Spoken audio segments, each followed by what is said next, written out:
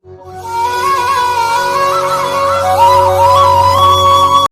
ಗುರುಭ್ಯೋ ನಮಃ ಪರಮಗುರುಭ್ಯೋ ನಮಃ. ಪರಮಗುರುಗಳಾದ ಉತ್ತರಾಧಿ ಮಠಾಧೀಶರಾದ ಸತ್ಯಾತ್ಮತೀರ್ಥ ಶ್ರೀಪಾದಂಗಳವರ ಪಾದಾರವಿಂದಕ್ಕೆ ಅನೇಕ ನಮಸ್ಕಾರಗಳನ್ನು ಮಾಡುತ್ತಾ ಗುರುಪುಷ್ಯಾಮೃತ ಯೋಗದ ಮಹತ್ವವನ್ನು ಹೇಳಲಿಕ್ಕೆ ಒಂದು ಪ್ರಯತ್ನವನ್ನು ಮಾಡ್ತಾ ಇದ್ದೇನೆ. ನಾಳೆ ಅಂದರೆ 21/8/2025 ಶ್ರಾವಣ ಮಾಸದ ಕೊನೆಯ ಒಂದು ವಿಶೇಷವಾದ ಹಬ್ಬ, ಒಂದು ಸಂಭ್ರಮ, ಒಂದು ಸಡಗರ ಅಂದರೆ ಗುರುಗಳ ಆರಾಧನೆ ಮಾಡುವುದು, ಗುರು ಸ್ಮರಣೆಯನ್ನು ಮಾಡುವುದು. ಗುರುವಿನ ಸ್ಮರಣೆ ಮಾಡುವುದರಿಂದ ನಮ್ಮ ಜನ್ಮ ಸಾರ್ಥಕವಾಗುತ್ತದೆ. ಅದಕ್ಕಾಗಿ ನಾಳೆ ಗುರುವಾರ ಪುಷ್ಯ ನಕ್ಷತ್ರ ಬಂದಾಗ ಅದು ಗುರುಪುಷ್ಯಾಮೃತ ಯೋಗ ಅಂತ ಆಗುತ್ತದೆ. ಆದ್ದರಿಂದ ಗುರುಗಳ ಸ್ಮರಣೆಯನ್ನು ಸ್ವಲ್ಪ ಮಾಡೋಣ. ಆಪಾದಮೌಳಿ ಪರ್ಯಂತಂ ಗುರುಣಾಮಾಕೃತಿಂ ಸ್ಮರೇತ ತೇನ ವಿಘ್ನಾಃ ಪ್ರಣಶ್ಯಂತಿ ಸಿದ್ಧಂತಿ ಚ ಮನೋರಥಾಃ. ಯಂ ಬ್ರಹ್ಮಾ ವರುಣೇಂದ್ರ ರುದ್ರಮರುತಸ್ತುನ್ವಂತಿ ದಿವ್ಯೈಸ್ತವೈಃ ವೇದೈಃ ಸಾಂಗ ಪದಕ್ರಮೋಪನಿಷದೈ ಗಾಯಂತಿ ಧ್ಯಾಯಂತಿ ಯಂ ಸಾಮಗಾಃ.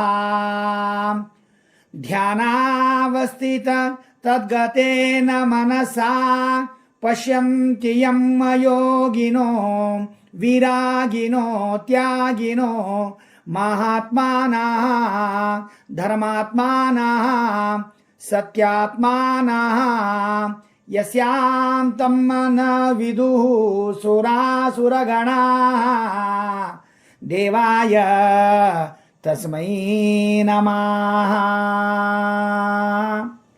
ಈ ಯೋಗದಲ್ಲಿ ಸ್ವಲ್ಪ ಆದರೂ ಗುರುಪುಷ್ಯಾಮೃತ ಯೋಗ ಇದ್ದಾಗ ಬಂಗಾರವನ್ನು ತೆಗೆದುಕೊಂಡು ಅಲ್ಲಿ ಗುರುಗಳ ಲಕ್ಷ್ಮೀನಾರಾಯಣರ ಒಂದು ಸ್ಮರಣೆಯನ್ನು ಮಾಡಿ ಪೂಜೆಯನ್ನು ಮಾಡಿದರೆ ಗುರುಗಳ ಹಾಗೂ ಭಗವಂತನ ಅನುಗ್ರಹಕ್ಕೆ ನಾವು ಪಾತ್ರರಾಗ್ತಾ ಇದ್ದೇವೆ ಎಂಬುದಾಗಿ ಶಾಸ್ತ್ರ ಹೇಳುತ್ತಾ ಇದೆ.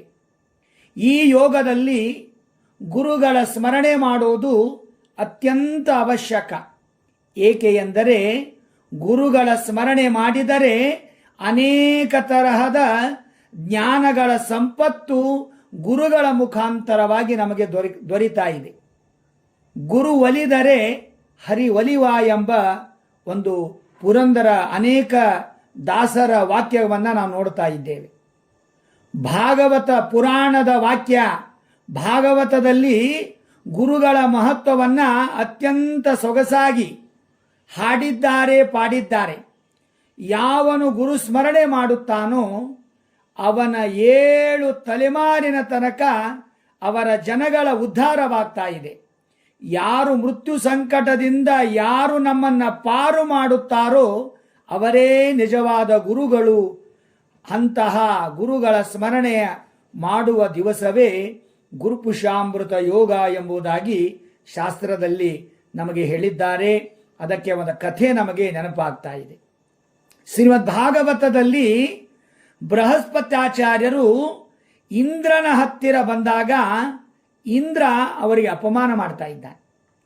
ಅಪಮಾನ ಮಾಡಿದ್ದರಿಂದ ಸ್ವರ್ಗಾಧಿಪತ್ಯವನ್ನ ಕಳೆದುಕೊಂಡ ಇಂದ್ರ ಗುರುಗಳ ಅನುಗ್ರಹ ಇಲ್ಲ ಎಂದು ತಿಳಿದ ದೈತ್ಯನಾದ ಬಲಿಚಕ್ರವರ್ತಿ ರಾಜ ಇಂದ್ರನ ಜೊತೆಗೆ ಯುದ್ಧವನ್ನ ಮಾಡಿ ಸ್ವರ್ಗಾಧಿಪತ್ಯವನ್ನ ಪಡೆದುಕೊಂಡ.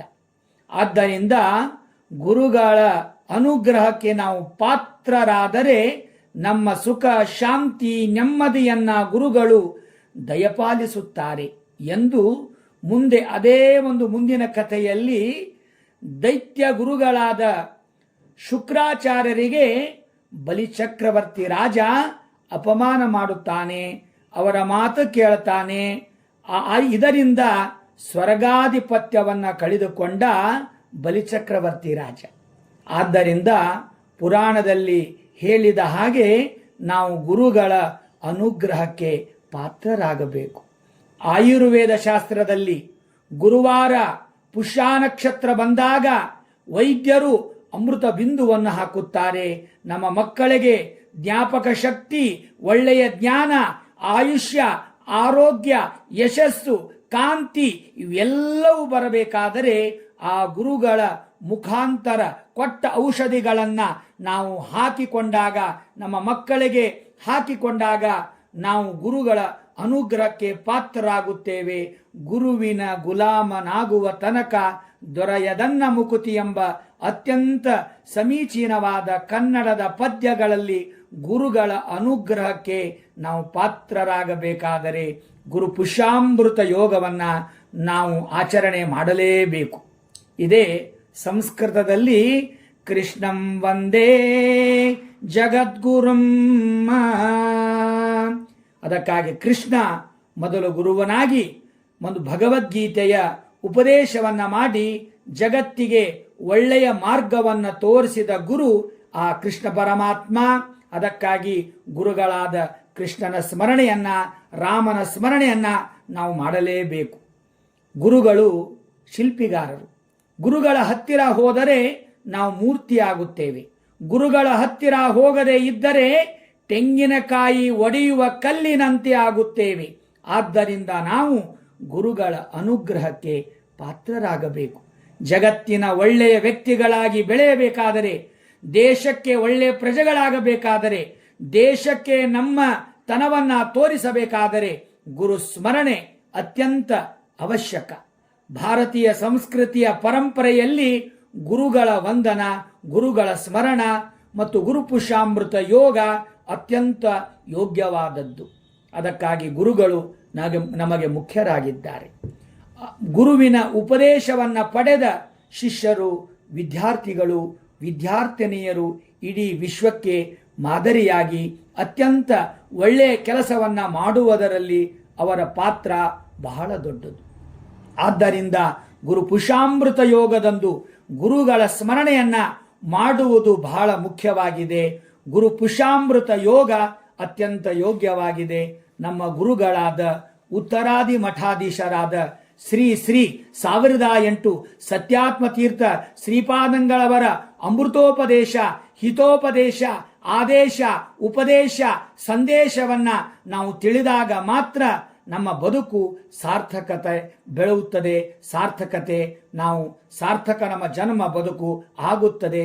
ಆದ್ದರಿಂದ ನಾವು ನಮ್ಮ ಬದುಕು ಸಾರ್ಥಕಗೊಳಿಸಬೇಕಾದರೆ, ನಮ್ಮ ಶರೀರ ಸಾಧನೆಯಾಗಬೇಕಾದರೆ, ನಮ್ಮ ಜಗತ್ತಿಗೆ ನಾವು ಒಳ್ಳೆಯ ವ್ಯಕ್ತಿಗಳಾಗಬೇಕಾದರೆ ಗುರುಗಳ ಮಾರ್ಗದರ್ಶನ ಅವಶ್ಯ. ನಾಳೆ ಗುರು ಪುಷ್ಯಾಮೃತ ಯೋಗ. ನಾಳೆ ಅವರವರ ಗುರುಗಳನ್ನ ಸ್ಮರಣೆಯನ್ನ ಮಾಡಿ ಗುರುಗಳ ಅನುಗ್ರಹಕ್ಕೆ ಪಾತ್ರರಾಗಿ ಇದೇ ನಮ್ಮ ಅದ್ಭುತವಾದ ಭಾರತೀಯ ಸಂಸ್ಕೃತಿಯ ಸನಾತನ ಧರ್ಮದಲ್ಲಿ ಒಂದು, ಅದು ಗುರು ಪುಷ್ಯಾಮೃತ ಯೋಗ.